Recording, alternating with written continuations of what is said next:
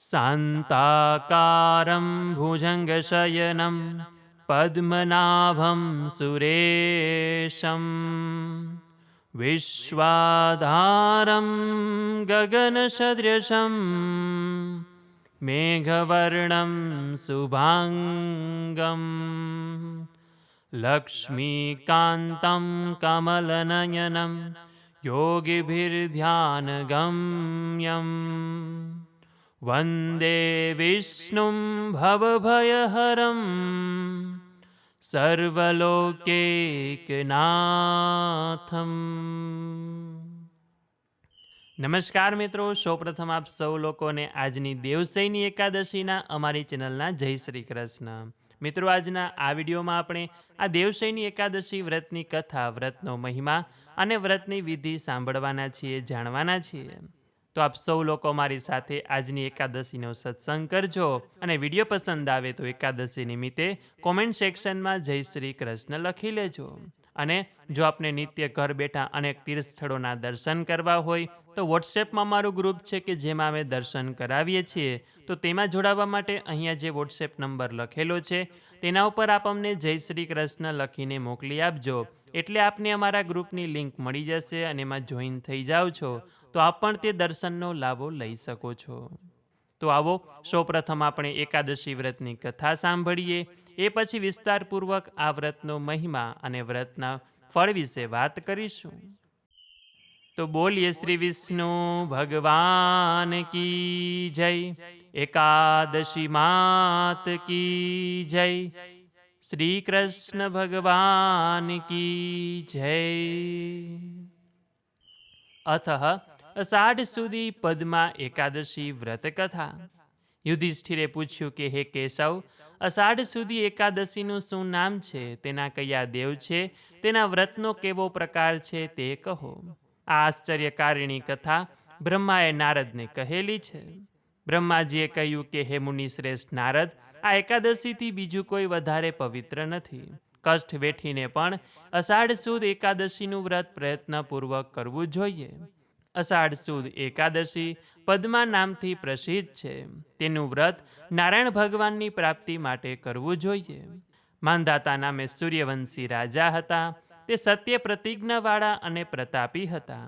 તે ધર્મથી પ્રજાનું પાલન કરતા હતા. તેની પ્રજા ધન ધાન્યથી સમૃદ્ધ હતી. પછી કોઈ એક વખત પાપ કર્મફળ ભોગવવાનો વખત આવ્યો.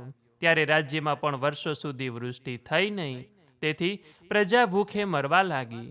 પ્રજા સાથે મળી રાજા પાસે આવી કહેવા લાગી કે મેઘરૂપી નારાયણ જ વૃષ્ટિ કરે છે, માટે સગડાને સુખ થાય તેવો કોઈ ઉપાય કરો. રાજા બોલ્યો કે તમારી વાત સત્ય છે. અન્ન બ્રહ્મમય છે. સઘળા પ્રાણીઓ અન્નથી તૃપ્ત થાય છે. આમ પ્રજાના હિત માટે માંધાતા રાજા ઘોર વનમાં જઈ મુનિઓના આશ્રમમાં ફરવા લાગ્યો. ત્યાં બ્રહ્માના પુત્ર અંગિરા ઋષિના દૂરથી દર્શન થવાથી રાજા ઘોડા પરથી ઉતરી હાથ જોડી વિનયથી ઊભો રહ્યો. તેને જોઈ મુનિએ આશીર્વાદ આપ્યા અને રાજાને કુશળ સમાચાર પૂછ્યા. ત્યારે રાજા પણ પોતાને આવવાનું કારણ મુનિરાજને કહેવા લાગ્યો. રાજાએ કહ્યું કે હે ભગવાન, હું ધર્મથી પૃથ્વીનું પાલન કરું છું, છતાં પણ મારા દેશમાં વૃષ્ટિ થતી નથી. તો પ્રજાના યોગક્ષેમનો ઉપાય બતાવો. ઋષિએ કહ્યું કે હે રાજન, આ સતયુગમાં ધર્મ 4 પગવાળો છે. આ યુગમાં બ્રાહ્મણને તપ કરવાનો અધિકાર છે, છતાં અન્ય કોઈ તપ કરે છે, માટે વૃષ્ટિ થતી નથી. રાજા કહે તો પણ વ્રત કહો કે જે કરવાથી ઉપદ્રવ શાંત થાય. ઋષિએ કહ્યું કે રાજન, અષાઢ માસના શુક્લ પક્ષની પદ્મા એકાદશીનું વ્રત કરો. આ એકાદશી સર્વસિદ્ધિ આપનારી છે અને સર્વે ઉપદ્રવનો નાશ કરનારી છે.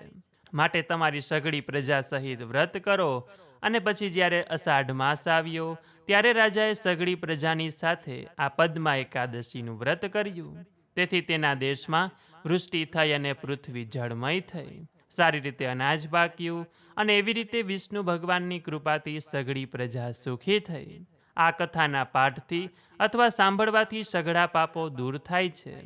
એવી રીતે બ્રહ્માંડ પુરાણમાં અષાઢ માસના શુક્લ પક્ષની પદ્મા નામની એકાદશીનું મહાત્મય કહેલું છે. તો બોલીએ શ્રી વિષ્ણુ ભગવાન કી જય, એકાદશી માત કી જય, શ્રી કૃષ્ણ ભગવાન કી જય. મિત્રો, આપણા હિન્દુ ધર્મમાં વર્ષની 24 એકાદશીઓનું વિશેષ મહત્વ જણાવવામાં આવ્યું છે, પરંતુ આ તમામ એકાદશીઓમાં અષાઢ મહિનાની સુદ પક્ષની એકાદશી અને કારતક મહિનાની સુદ પક્ષની એકાદશીનું વિશેષ મહત્વ છે.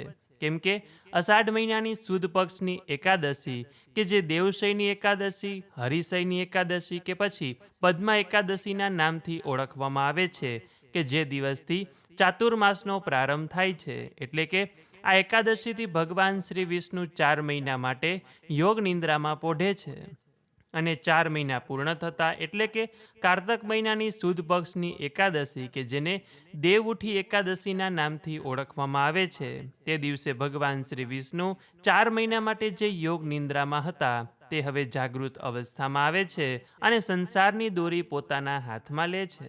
એટલા માટે આ બંને એકાદશીનું વિશેષ મહત્વ બતાવવામાં આવ્યું છે. પુરાણોમાં વર્ણન મળે છે કે દેવશયની એકાદશીના દિવસે ભગવાન શ્રી હરિ ક્ષીરસાગરમાં શેષનાગની શૈયા પર યોગ નિંદ્રામાં વિરાજમાન થાય છે. ત્યારબાદ 4 મહિના સુધી દેવતાઓ પણ વિશેષ આરામ અવસ્થામાં રહે છે. તેથી આ સમય દરમિયાન લગ્ન, ગૃહપ્રવેશ, નવા શુભ માંગલિક કાર્યો કે પછી કોઈ પણ પ્રકારનો હવન હોય તે આ દિવસો દરમિયાન કરવામાં આવતા નથી. દેવશયની એકાદશીનું સૌથી મોટું મહત્વ એ જ છે કે આ દિવસે કરવામાં આવેલી ભગવાન શ્રી વિષ્ણુની ભક્તિ, જપ, તપ, દાન અને ઉપવાસનું પુણ્ય અનેક ગણું વધીને મળે છે. શાસ્ત્રોમાં તો કહેવામાં આવ્યું છે કે જે ભક્ત આ દિવસે શ્રદ્ધાપૂર્વક ઉપવાસ કરીને ભગવાનનું પૂજન કરે છે તેના જન્મોજન્મના પાપો ધીમે ધીમે નષ્ટ થવા લાગે છે. દેવશયની એકાદશીના દિવસે કરવામાં આવેલું દાન પણ અત્યંત પુણ્યદાયી ગણવામાં આવે છે. અન્નદાન, જળદાન, ગૌસેવા, ગરીબોને વસ્ત્રદાન, બ્રાહ્મણોને ભોજન અથવા ગરીબ જરૂરિયાતમંદ લોકોની સેવા કરવાથી ભગવાન શ્રી હરિ વિષ્ણુ ખૂબ જ પ્રસન્ન થાય છે. શાસ્ત્રો અનુસાર આ એકાદશીનું વ્રત કોઈ વર્ગ કે ઉંમરના લોકો માટે મર્યાદિત નથી. ભગવાન શ્રી હરિ પ્રત્યે શ્રદ્ધા ધરાવનાર દરેક ભક્ત આ એકાદશીનું વ્રત કરી શકે છે. કહેવાય છે કે જે દંપતી સુખી દાંપત્ય જીવનની કામના રાખતા હોય, કોઈને સંતાન સુખની ઈચ્છા હોય, તો વળી કોઈને મોક્ષની ઈચ્છા હોય, તો તે લોકો માટે આ એકાદશીનું વ્રત ઉત્તમ ગણવામાં આવ્યું છે. તથા આ દેવશયની એકાદશીના દિવસથી ચાતુર્માસનો પણ પવિત્ર પ્રારંભ થાય છે. ચાતુર્માસ એટલે કે 4 મહિનાનો પવિત્ર સમયગાળો. અષાઢ સુદ એકાદશીથી કારતક સુદ એકાદશી. કહેવાય છે કે આજના દિવસથી કોઈક એવો સંકલ્પ લેવામાં આવે છે કે જે આ 4 નિયમ સુધી પાડવામાં આવે છે. એટલે કે ઘણા મીઠાઈનો ત્યાગ કરતા હોય, ઘણા લોકો બહારનું ભોજન ન જમવું કે પછી કોઈ વ્યસન હોય તેને છોડતા હોય છે, કોઈ મંદિરે જવાનો નિયમ લેતા હોય છે કે પછી કોઈ માળા કે પાઠ કરવાનો નિયમ પણ લેતા હોય છે, કે જેનાથી આ ચાતુર્માસ દરમિયાન આપણાથી ભગવાનનું કાર્ય થાય છે, ધાર્મિક કાર્ય થાય છે અને સારા કાર્યો થાય છે. કેમ કે કહેવામાં આવેલું છે કે બાકીના મહિનાઓ કરતાં આ ચાતુર્માસ દરમિયાન કરવામાં આવેલી ભગવાનની ભક્તિ, દાન પુણ્યનું કાર્ય, સારું કાર્ય આપણને વિશેષ ફળની પ્રાપ્તિ કરાવે છે. એટલે આ સમયગાળા દરમિયાન આપણે બીજું કંઈ પણ કરીએ ન કરીએ, પરંતુ ભગવાનનું નામ સ્મરણ અવશ્ય કરવું જોઈએ. તો હવે આ એકાદશીનું વ્રત કરવું કેવી રીતે? તો કે ઘણા લોકો 10મીની સાંજથી જ એકાદશી વ્રતની શરૂઆત કરે છે, તો વળી ઘણા લોકો એકાદશીના સૂર્યોદયથી પણ આ વ્રત કરી શકે છે. સૌપ્રથમ સવારે બ્રહ્મ મુહૂર્તમાં ઉઠીને નાહી ધોઈ નિત્યકર્મ કરીને સૂર્યદેવને અર્ઘ આપીને ઘરના આંગણામાં રહેલા તુલસી માતાના દર્શન કરીને તેમની પાસેથી એકાદશી વ્રતની રજા લઈને આપણા ઘરના મંદિર સમક્ષ ભગવાન સમક્ષ બેસીને આ વ્રતનો સંકલ્પ કરવાનો કે આજે આપ કેવી રીતે વ્રત કરવાના છો. એ પછી ભગવાનને પીળા ફૂલ, તુલસી પત્ર, પંચામૃત, ફળ, પ્રસાદ ધરાવીને ધૂપ દીપ કરીને ભગવાનનું પૂજન કરવાનું. પૂજા દરમિયાન ઓમ નમો ભગવતે વાસુદેવાય, શ્રી કૃષ્ણ શરણમ મમ કે પછી કૃષ્ણ ભગવાનના કીર્તન આવડતા હોય, શ્રીનાથજીની ઝાંખીના કીર્તન આવડતા હોય તો તે પણ ગાઈ શકાય છે. યમનાષ્ટકનો પાઠ પણ બોલી શકાય છે. આ સિવાય દિવસભરમાં પણ આપણે આપણું કામ કરતા હોય ત્યારે પણ મનમાં ને મનમાં ભગવાનનું નામ લેવું જોઈએ. કેમ કે આજના આ કળિયુગમાં ભગવાનના નામનો જેટલો મહિમા છે તેટલો મહિમા બીજું કોઈ પણ વસ્તુનો હશે નહીં. એટલે ભગવાનની પૂજા થઈ ગયા પછી આરતી કરવાની, થાળ કરવાનો, આ વ્રતની કથા સાંભળવાની, વાંચવાની કે પછી દિવસભરમાં જ્યારે પણ સમય મળે છે ત્યારે પણ સાંભળી શકાય છે. ભગવાનના જ નીતિ નિયમના પાઠ કરવાના અને સાંજે પણ ભગવાનનું પૂજન કરવાનું, આરતી કરવાની, ભગવાન સમક્ષ બેસીને ભજન કીર્તન કરવાનું. પરિવાર સાથે, આડોશી પાડોશી સાથે બેસીને સત્સંગ પણ કરી શકો છો.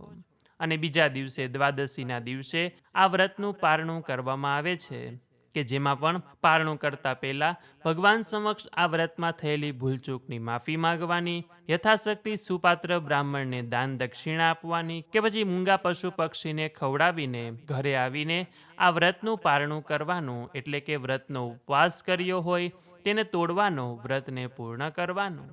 એટલે આ રીતે જે કોઈ શ્રદ્ધાભાવપૂર્વક આ એકાદશીનું વ્રત કરે છે તેને ભગવાનના આશીર્વાદ અવશ્ય મળે છે. તેને આ જીવનમાં તો સુખ સમૃદ્ધિ મળે જ છે, પરંતુ તેનું પરલોક પણ સાર્થક થાય છે, એટલે કે તે વ્યક્તિને ભગવાનનું ધામ મળી જાય છે. તો મિત્રો, સાંભળ્યું ને, દેવશયની એકાદશીનું વ્રત કરવાથી આપણને શું શું ફળની અને કેવા કેવા ફળની પ્રાપ્તિ થાય છે. ભગવાન આપણી સર્વે મનોકામના એકાદશી વ્રતના ફળ સ્વરૂપે પૂર્ણ કરે છે. તો આ એકાદશીનું વ્રત અવશ્ય કરીએ. જો વ્રત ન કર્યું હોય અને અમારી સાથે આ 10 મિનિટનો એકાદશીનો સત્સંગ પણ કર્યો હશે તો ભગવાનના ચરણોમાં અમે એ જ પ્રાર્થના કરીશું કે આપ સૌ લોકોને એકાદશી વ્રતનું ફળ મળે અને આપની સર્વે મનોકામના ભગવાન પૂર્ણ કરે. તો આશા છે કે આપ સૌ લોકોએ અમારી સાથે આ સત્સંગ કર્યો હશે. તો વિડીયોને એક લાઇક કરી તમારા મિત્રોને મોકલી અમારી ચેનલમાં નવા હોય તો સબસ્ક્રાઈબ કરી દેજો. તો આ સાથે હવે મને રજા આપો, મળીશું ફરીથી એક નવા વિડીયોમાં. ત્યાં સુધી આપ સૌ લોકોને અમારી ચેનલના જય શ્રી કૃષ્ણ. ધન્યવાદ મારી સાથે જોડાઈ રહેવા બદલ, મારી સાથે એકાદશીનો સત્સંગ કરવા બદલ આપ સૌ લોકોનો ખૂબ ખૂબ આભાર.